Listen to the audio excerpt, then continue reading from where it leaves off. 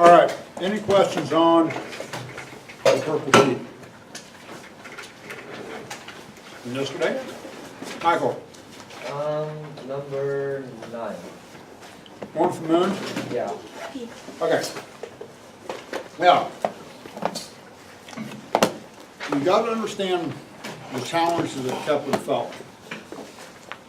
Number one, he had to pour through 26 years worth of data that he stole from Tycho Brahe. It's okay, it's cool, because he was on a mission from God. But to give you some idea of what he had to do. So let's say that here's the Earth, let's just deal with the moon, right? So here's the Earth, and here's the moon, right? And here's the satellite, okay? So let's just say I gave you this challenge. I said, hey, class, all right, we've got this moon, it's cool, right? Visible most of the time, at least at some point in the day or in the evening. So let's just develop a method to figure out how far it is to the moon. Like I would see it all the time, right? How difficult can it be to figure out the distance to the moon? Because here's the problem. You're dealing with planetary motion. There aren't any fixed points. It isn't like we can take like a rangefinder like you use in golf, or we can shine it out at the moon and have it hit. Oh, okay, there's the difference to the moon. Okay, well, shine that at Saturn. Okay, well, there's the distance to that. Okay? So, if you're Kepler, you didn't know the exact distances. You had to work off of the geometric model. So, and he's dealing with all this in the late 1500s. No calculators, no Siri, no spreadsheets, no Excel sheets, no Oreos, nothing, okay? This guy is brutal, right? And it was kind of the Dark Ages, and there's a whole bunch of other stuff going on. He was accused of witchcraft, bad things.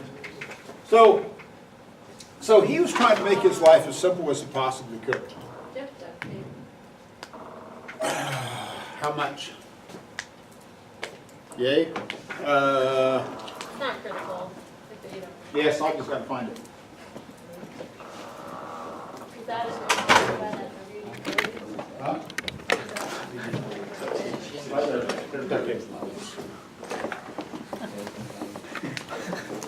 was birthday duct tape and WD-40 right next to each other. Huh? Duct tape and WD-40 right next to each other. Oh, yeah. You can fix anything then. Boy, especially if you throw in some baling water. Okay. So, if you're Kepler trying to come up with this, what is your favorite value to use? 1. 1. So he says, all right, I don't know the distance to the moon. So he's just going to let this be a value of 1. Okay? I don't know what the distance is. This is a ratio anyway. So we're just going to let that be 1 lu. Instead of an astronomical unit, we're going to let that be 1 lunar unit. Okay? So if this is 1 lu, what's the distance to the moon? A half. So we'll call this 0.5, right? 0.5 lus. So these are your radii. So here's the key thing about this, is that this is an equivalency of ratios. That's all it is. It's a ratio. It's the only time you ever hear me say that I don't care what the units are in, because it's going to be the same ratio no matter what. So in any problem like this, you have 4 variables. In this case, you would have the period of the satellite, and you would have the period of the moon. And those are going to get squared.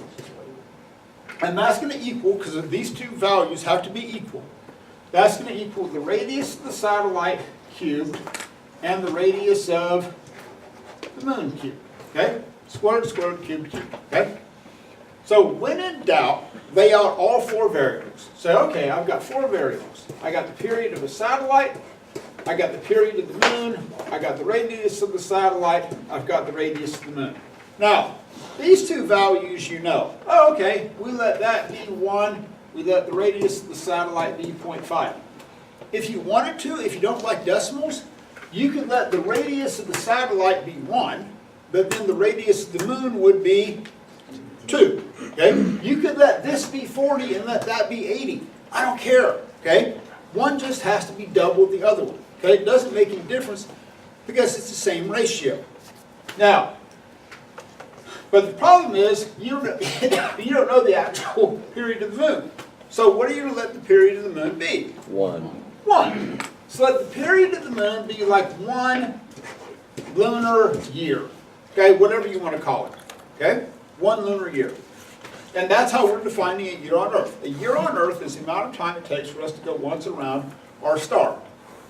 So a lunar year would be how long it takes for the moon to go once around the Earth. So this is going to be some unknown value. Now think this through. Is the period of that satellite going to be bigger or smaller than 1? Smart. Smaller. Why? Because Close. it's half the distance. Yeah, you're inside the radius of the Earth. Okay? So you know when you get that number, it has to be a smaller number. So let's just say it works out to be 0.6. It's not. Okay, but let's just say. Let's just say the answer was 0.6. You have to understand what that means. If this works out to be 0.6, that means the period of this satellite would be 0.6 times the period of the moon. Okay? And so that's how I want this answer. So when you get this answer, you're going to say, hey, the period of the satellite is 0 point something times the period of the moon. So if you actually know the period of the moon, which is about 28 days, then you're going to say, oh, the period of the moon then, to actually get it, you would take 0.6 or whatever you have and multiply that by the actual period of the moon, and then you would get the actual period of the satellite itself. Okay? Look, because all you know is that it's a ratio. That's all you know. Hunter. Are you saying you want us to put it in days? By No. I don't want it in days. Okay. Okay? All I want it is as like a factor of the period of the moon. So you're going to say 0 point something times the period of the moon. That's the form that your answer is going to be in. Okay? No, do not. I do not want it in days in any way, shape, or form. Okay? In any way, shape, or form.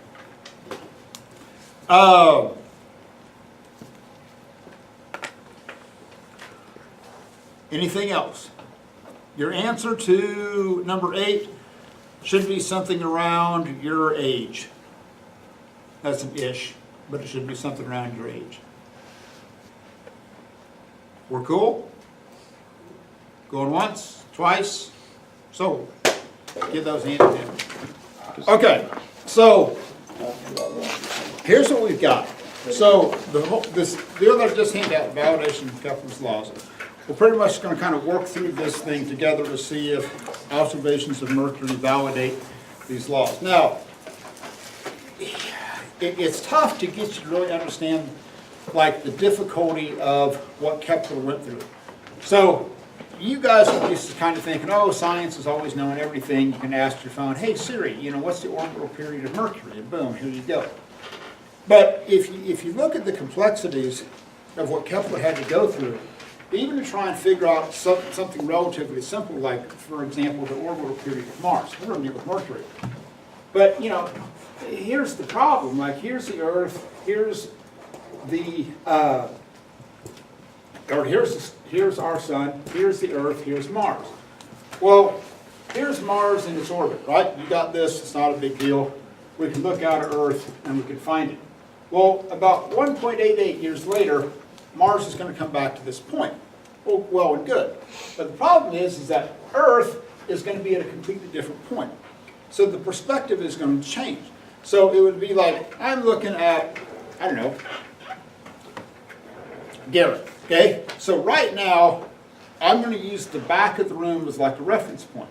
I'm going to say, okay, hey, I'm looking at Garrett, and Garrett is in the constellation just to the right of the constellation Black Track on the wall. Okay? That's where Garrett's located. Now, here's the problem. If I shift, even though Garrett hasn't moved, if I move over here, now when I look at Garrett, oh, Garrett's now in the constellation poster with Loader on it. Okay? So, even though Garrett hasn't moved, he looks, from my perspective, he looks completely different. So, that was one of the problems that Kepler ran into, is even figuring out how long it took Mars to get back to that same point in its orbit. Because Mars might get back to the same point, So this might be, I don't know, like the 3 stars that make up the belt of Orion. So if Mars is here, that's where it's going to look. But if it's over here, it's going to look completely different. So that was just one of the things that he tried to figure out. It's like, how do I determine when Mars is returned back to the same point in its orbit, and how long does that take? So he didn't have this handy-dandy little chart of data that you all had, okay? He didn't know the distances, but he tried to work this out as a ratio. So the first law, what's Kepler's first law of motion? We move in an ellipse. We move in an ellipse, okay? An ellipse has 2 foci. So basically, one foci is going to be the sun. The other point is going to be some point out in space. So we're going to work through this together. So looking at question number 1, look at your graph. Does the orbit support Kepler's first law? Now, if Mercury moved in a circle, why would your task be much simpler? Yeah, you just take a compass and you draw a line, draw a circle. Okay, ooh, that was tough. Ooh, 10 out of 10, okay?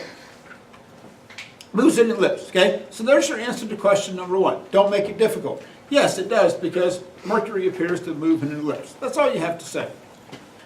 Now, the second law. Second law is much more mathematical, and the computations were much more difficult. Of all the computations, the second one is actually more difficult than anything else. So, here's what we're going to do. Yours is going to look something like this. The center is the star, otherwise known as the sun, okay? And what we're going to do is we're going to look at, does these observations support Kepler's second law that says you sweep out equal areas in equal time. Now, here's the only thing that I'm going to expect you to remember about Kepler's second law in terms of what you have to know. What you have to realize is that when a planet is closer and you shrink that radius, that means it's going to be going faster. So there's an inverse relationship. So when you go faster, that means that you're going slower. Out here, when you increase that radius, that means you're going to travel at, increase the radius, let's increase, you're going to be traveling slower. So they're inverses of each other. So again, here's the complexity that Kepler had to deal with. Planet, the word planet comes from the Greek word meaning wanderers. So what he had to do was figure out a way to observe the path of Mercury, Mars, he waits when we're on Mars, and try and figure out the speed of Mars as it was traveling across the night sky from the Earth that was spinning, the Earth that was moving around the sun, and the Earth itself was always speeding up and slowing down because the Earth itself was traveling in an elliptical orbit.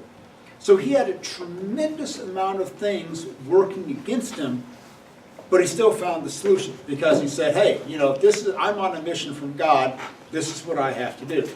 So what he worked out, and this is the most important thing that you have to understand. Small radius, higher velocity, bigger radius, slower velocity. So it's kind of like if you ever grew up in a house that had, like when you were little, and you had like a banister as part of the stairs, and you would run by, and you'd grab hold of the banister, and you'd slingshot yourself around. That's basically what happens when a planet gets closer to the sun. It's like it reaches out, it grabs a hold of the star, and slingshots itself around. And then it goes out here and it goes, whoa, slow way down, and you get faster and faster, and boom, okay, it comes around like that. So what that means is that it's always accelerating in the sense that it's always speeding up or slowing down. It's also, why is it also always accelerating beyond speeding up and slowing down? Changing direction. Yeah, it's always changing direction. So even this rock that we're on, the Earth itself is always speeding up and slowing down, and it's always changing directions. But we're used to it, so it's okay. The other alternative is that if the Earth isn't accelerating, we're screwed.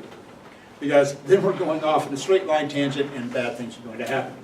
Okay, so what we're going to do is we're going to look at a 10-day period. It doesn't make any difference what the time period is. I just chose 10 days. So we're going to do the first 10-day period together to make sure everybody's cool with this first 10-day period. So on this first 10-day period, we're going to look from December 20th to December 30th. So on December 20th, where is Mercury? 0.309. So it's like 65 degrees? Yeah. Yeah. Okay, so on the 20th or the 30th or the 10th? Where do we start? The 20th, 12/20. It's at 65 degrees, right? So if you trace out this vector at 65 degrees, this is where it is, okay? So, Vonda, here's your vector that you're gonna need, okay? Now, we're gonna look at a 10-day period. So December 30th, where is Mercury? About 125 degrees. 100 what? 126. 126 degrees, okay? And so here we are on December 30th. So what we've got to figure out is this area swept out. And again, this is, as a teacher, this is the downfall of this model. Because you all think that, oh, there's this line that Mercury orbits. And like if we look closely and we get like a good enough telescope, we can actually see this track, okay? There's no definitive border when you look at the orbit of anything, okay? You just kind of have to figure out where it is at different points and go, oh, okay, well, there's the orbit. So, if you're Kepler, again, you're doing all of these calculations by hand, okay? And it isn't like you're in the star, it isn't like you're on the sun looking out. You're trying to figure this out from the Earth that's moving out here, and you're trying to figure out where it is at all these different points. It's tough to do. Okay, so what we're going to do to find this area is we're going to use theta over 360 times pi r squared. Okay, and I've got this equation there. Don't flip out, it's there. All this is saying is that this is the portion of the circle that we're going to look at. So if we wanted the entire circle, we'd have 360 over 360, which would just get us pi r squared. If we wanted to look at half the circle, we'd have 180 over 360, which would get us half the area. So all this does is tell us which portion of the circle that we're looking at. That's all it does. So we're starting at 65 and we're end up at 126. So how many degrees does Mercury move through in these 10 days? 61. 61. Now, to give you some comparison, the Earth takes about 365 days to orbit, which is about 360. So the Earth every day travels about 1 degree. So the Earth in a 10-day period would travel about 10 degrees in its orbit. Mercury in 10 days here moves through 61 degrees. Okay? So to give you some comparison, I mean, Mercury is hauling mail. So why is Mercury called Mercury, by the way? Because it's fast. The god of It's moving fast, named after the, messenger. what'd you say? The god Mercury is also fast. Yeah, who was the messenger? Okay, Mercury was the messenger of the gods. Okay, and so he was the fastest of all the gods, and so the wing-footed Mercury, and that's what Mercury is. The planet Mercury is named after. Okay, so we got, if we take 126 minus 65, we get 61 degrees. So we're going to take 61 degrees over 360 times pi. Now, the radius presents a problem. Why does the radius present a problem? Well, is the radius constant? No, the radius is changing, right? So on December 20th, what's the radius? 0.3 something, if I remember right. 0.309. 0.3 what? 09. 309 Yeah. AUs. And then on December 30th, it's what? 0.327. 0.327. So between December 20th and December 30th, is it getting closer or further away? Further away, a little bit, okay? Not a huge amount, but it's getting further away. So, what we're going to do is we're going to find a cheap and easy way to what we're going to use for a radius. So what we're going to do is we're going to take the average of these two numbers. And we're not going to add together all 10 days and divide by 10. We're still basically going to get the same thing. So what we're saying is on average, we're going to look at 0.327 and 0.309. So somebody take 0.327, add that to 0.309 and divide by 2. 0.318. 0.318? Okay. So what we're saying, AUs, so what we're saying is that on average, during that 10-day period, Mercury is 0.318 astronomical units away. It was obviously closer for 5 and further away than 5, but on average, it was 0.318 AUs. So here's what we're going to do. We're going to take 61, divide that by 360, and then we're going to take 0.318 AUs squared. So 61 divided by 360 times pi times your average radius squared. So I want the number with 3 significant digits in scientific notation. What'd you get? 5 something, I think, or 3. I don't remember. 5.38 times 10 to the negative second, or to the negative 2. Now, what units do we have? Landon, what units do we have? AU. Nope. AU squared. Why is it AU squared? Yeah, because we're finding an area, right? We're squaring the radius. So my units are AU squared. Okay, so here's what I want done. You're going to go to your graph, and if you want to know how to draw the vectors, look at Vonda. She's drawing some phenomenal vectors. Okay, best vectors I've ever seen on any of this. Okay, so what I want, you're going to draw a vector from the center out to the edge. You don't have to go all the way to the edge of the circle, just to the edge of the orbit. Here on December 20th, here on December 30th, use a ruler. If you want to make it look nice, we've got some colored pencils. Okay, I don't care, or you can just take a pencil and shade it in. This is just so that when I go to grade it, it makes it easier for me to see visually what these areas are. Now, what you're going to do is that you're going to pick 2 additional 10-day periods. I don't care which 10-day periods that you pick. But I'd have some, maybe one, maybe something like this, maybe one over here, okay? I don't care where you pick. You're going to pick 2 additional 10-day periods. But listen to me very carefully what I want, because everybody's 10-day periods are going to be different. You want to make this easy for me to grade. So here, what you're going to do is you're going to say, okay, from this date to this date, and then that's going to be from this angle to this angle. So that's what you're going to do. Then on, where you going to see that big sheet? Then I want you to come in here and I want you to box out on this one which 10-day period that you used. So that way, if I have any questions, I know which 10-day period that you've got, and these are the ones you've chosen.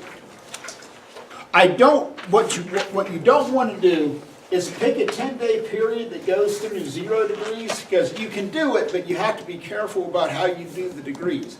Because you'd have a certain number of degrees leading up to 0, and then a number of degrees on the other side of 0.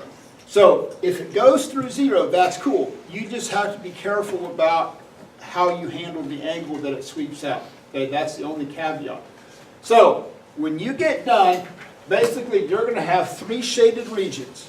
Okay, so that, and the only reason I'm having you shade this isn't has anything to do with art and your ability to color. You're just shading it so that I can look and go, oh, here are the ones that Hunter chose, and that way it gives me a reference as far as what's going to happen when I go to grade it. So, pick 2 additional 10-day periods. I don't care which ones you pick, but just make it easy that I know which ones they are. Okay, 0. Say this on camera. This class, how about this? If my 3 classes together raise $5,000, all sports and pink tights. Can I only do the classes, or can it be the Does- school itself? No. Just the classes? Yes. Does this include your 3 classes next semester? No. Okay, Right here. just this right now. semester. How many students do you have in total? That's $1,600 per class. It was. I'll give that. And 500 per class is 21 a person. Does it end at the semester? I find that hard to believe. Is Okay, there- so what you should see hopefully is that all of your areas are something around 5-ish times 10 to the minus second. Okay, if you don't have 10 to the negative second for your exponent, something has gone horribly wrong. Okay, horribly wrong. So over on page 2, I want the average of all 3 of the areas.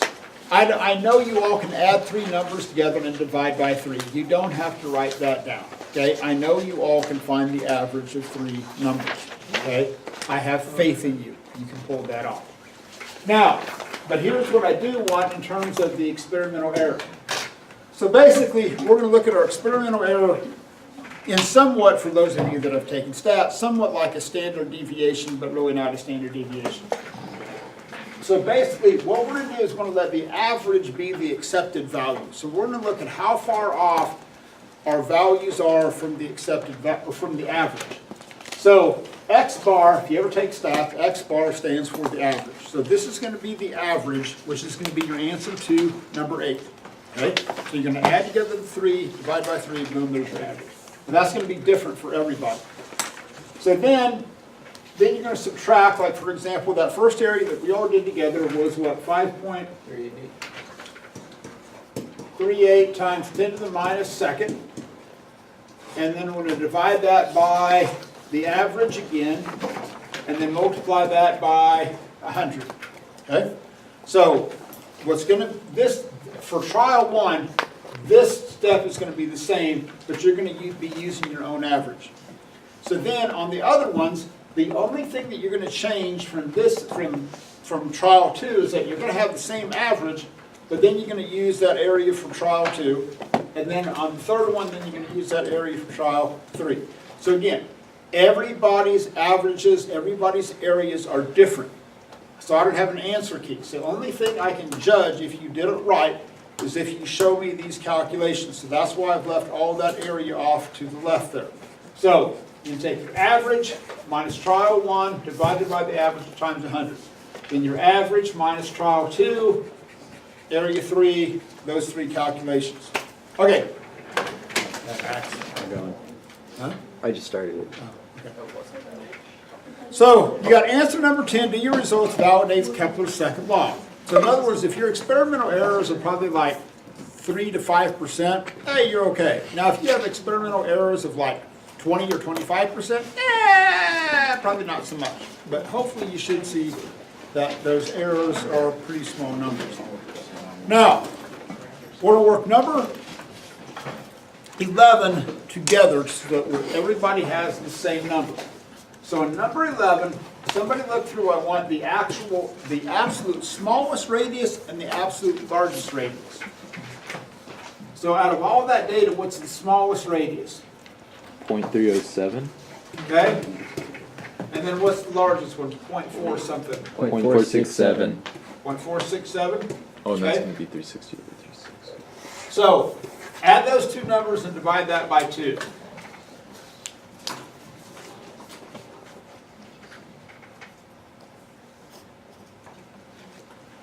0.3 something.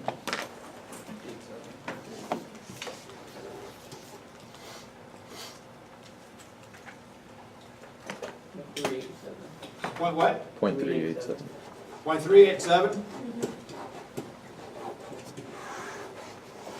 They use. Okay, so there's your answer to number 11. So what we're saying is that on average, okay, on average, taking the smallest and the largest radii, on average, this is how far Mercury is from the Sun.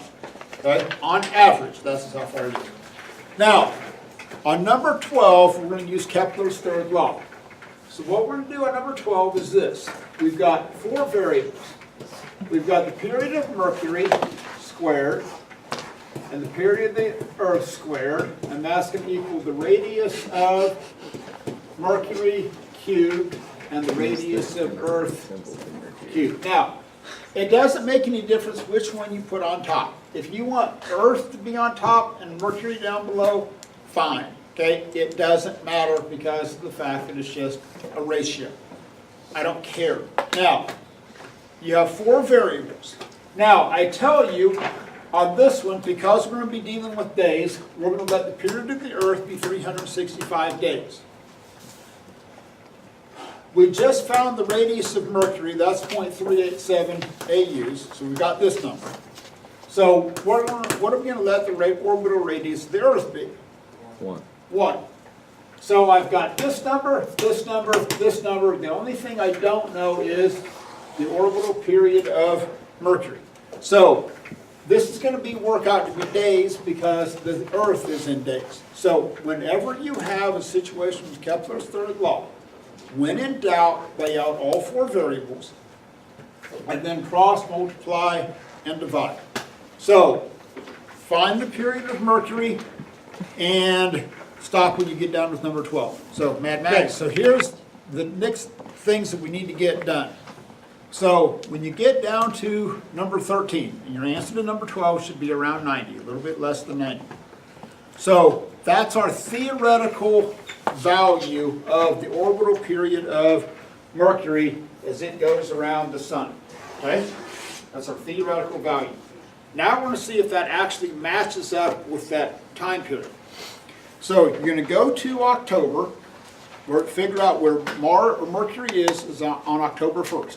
It's like 114 degrees. Then what you want to do is figure out how many days it takes for it to get back to that point. So the reason that even though October has 31 days, we're only going to count that as 30, otherwise we count it like that same day again when we got back to that same point. Okay? So figure out where Mercury is on October 1st. Then go through that data column and see when Mercury gets back to that same point. Add together, it's going to be sometime in December, so add together the number of days in October, use 30, and I tell you that in the instructions. However many days there are in November, plus however many days in December it takes to get back to that same point when it started. So, get that done, and we'll move on to the next page. So Max? Okay, so here's the last thing I want you to do today. Over on page 3, on number 1 at the top, you're going to go to your graph and you're going to do 4 distinct things. You are going to find the single point on that entire orbit where Mercury has its highest velocity. Okay? So you're going to circle that point and label it so that I can clearly see, hey, this is when you think Mercury is going fastest. So that is one single point. Okay? Then I want you to find the one single point where you think Mercury is going slowest. Okay? So you're going to circle that and go, hey, and clearly label it. So, wow, this is when this thing is going slowest. Then I want a region labeled when Mercury is slowing down, and then a region labeled where Mercury is speeding up. So basically, you're going to have 2 distinct points. One where it's fastest, one where it's slowest, and then like draw an arrow around the outside going, hey, it's slowing down here, and then it's speeding up here. Okay? So you can have clearly label them so I don't have to guess. If you want to like take colored pencils and go, oh, during this region it's slowing down, and this region, I don't care. Just make sure that I can clearly see it. So 4 things: fastest, slowest, region where it's speeding up, region where it's slowing down. Okay? All right. Crayons Okay. taste good, man. No, Play-Doh tastes So, good. no, you're not going to have any homework tonight. We're going to finish this whole thing up tomorrow. Thank Okay, you. so for those of you that are, some of you that are behind, this is your chance to get caught up. All right. So if you look at equations that fundamentally alter how we understand how the universe works, this is one of the big ones. So if you said, hey, Burkamp, you get to go back and start all over with the understanding of science. Like we're going to wipe everything off the slate. But you get to take a handful of equations to start with. This would be on my list of equations to start with. So, this is known as Newton's law of universal gravitation. So let me explain how this works. Newton basically said, look, there's a gravitational attraction between any 2 objects. And the only requirement is that you know their mass and you know how far apart they are. So this is what's known as an inverse square relationship because you're dividing by d squared. So the cool way to show that, and you just get to play with magnets. So I've got a pretty strong magnet. Don't let this get near your calculator or your phones or it might screw up the memory. Okay? So this is what's known as ferrofluid, which means it's finely suspended metallic material in like in like a light oil. And so if you take this and you bring it near it, you can do some weird things with it, okay? And the coolest thing is that you'll see that as the magnet gets closer, you'll see that the magnetic field strength becomes stronger. When you pull it away, that magnetic field strength becomes less. So this is what happens with the gravitational field, is that when you're close, when you have two objects that have mass that are very close together, they have a much stronger attractive force than if they're farther apart. Now, this also shows the reason that those form into points is that a magnetic field isn't like a continuum, okay? It's in what we call magnetic field lines. So this is why, when you look at this is why these particles line up in conical sections that come to a point, because the fact that the magnetic field isn't like a continuum. It exists in very, very distinct lines, and that's why you get the point. So I'm just going to pass this around, play with it for a little bit, pass it on down the line. Got it? Okay. Now, let's talk about this.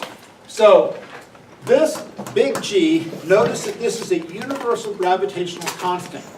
What that means is that no matter where you go in the universe short of the black hole, because everything gets weird inside once you get that point.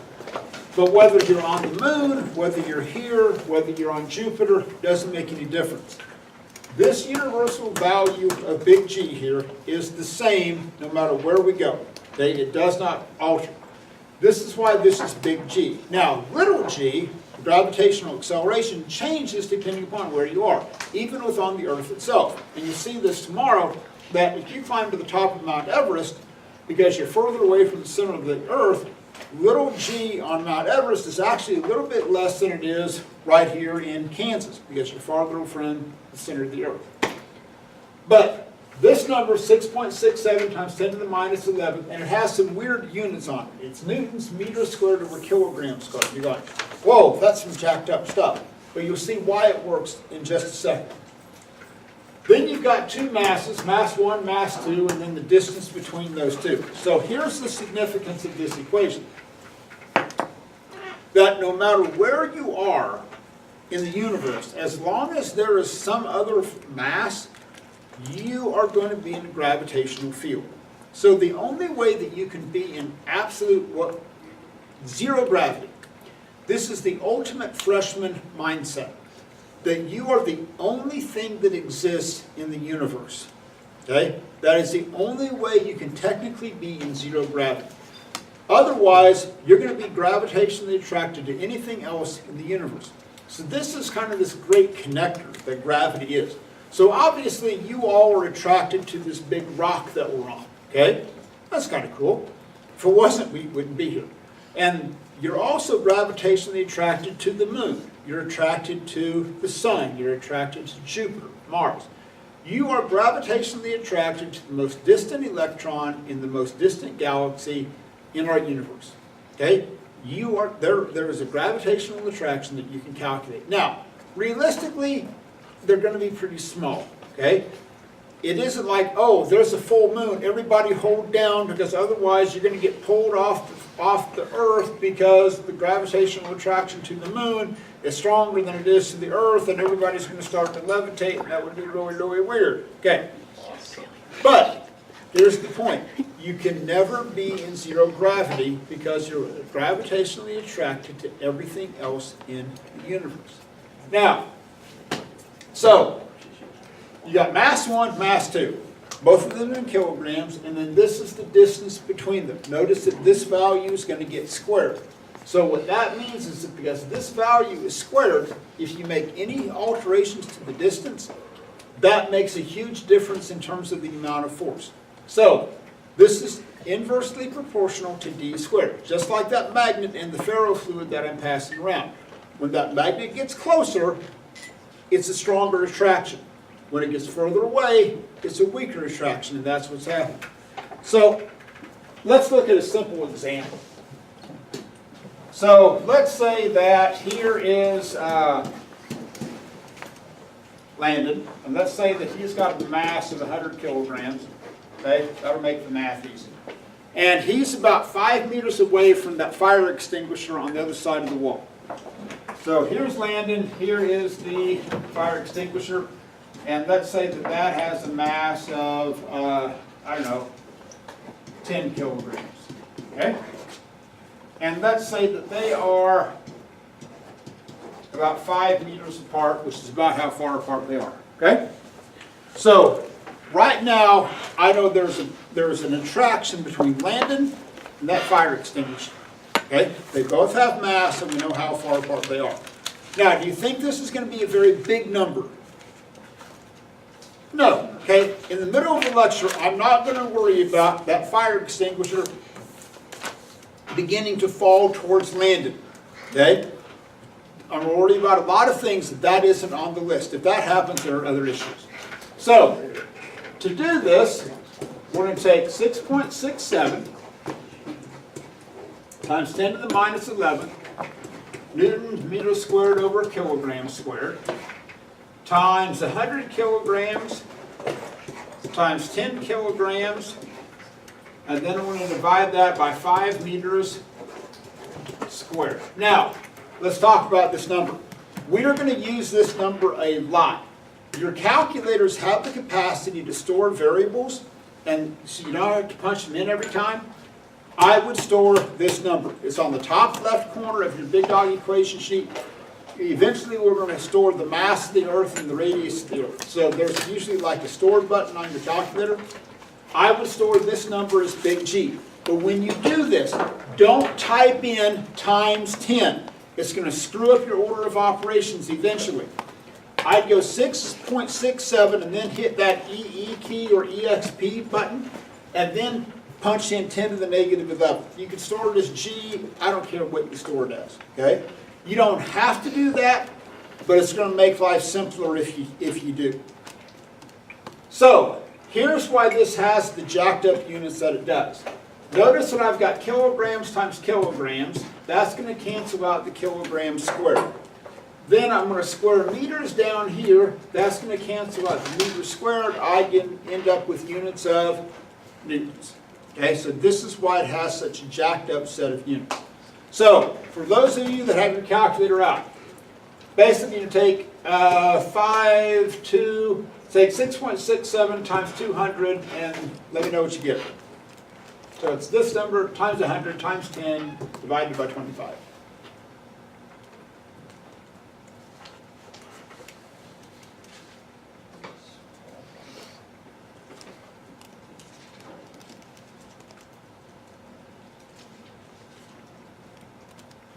Now, here's the other thing that's going to happen in this unit. You're going to have the capacity to get answers that make absolutely no sense, more so than any other unit you were ever going to do. Okay? Because you're dealing with such big numbers, like if you forget to square a number or forget to cube a number, you're going to be off by a lot. Okay? So, you have to pay attention to the little things in this unit. So what's somebody get for an answer? 2.67. 2.67 times 10 to the negative 9. 2.67 times 10 to the negative 9. 9 newtons. Okay? Now, is that the force on landing? Is that the force on the fire extinguisher? Or is that the force acting on both of them? That's the force acting on both. Why? Because of newtons. Third law.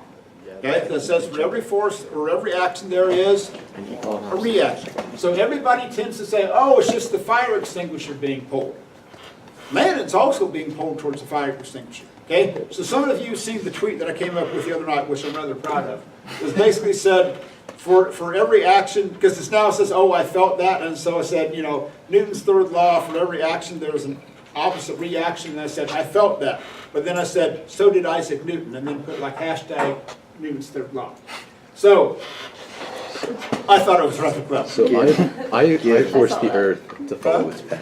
So, here's the deal. This force is going to be the same on both of them. Yes. So, everybody says, oh, it's just this being pulled towards Landon. Landon's also being pulled. So, what this means is if I can take Landon and the fire extinguisher and put them in deep space, This would be the attractive force between them. Now, which one would accelerate towards the other one faster? Fire extinguisher. Fire extinguisher. Okay, so we'll finish this up tomorrow. You have no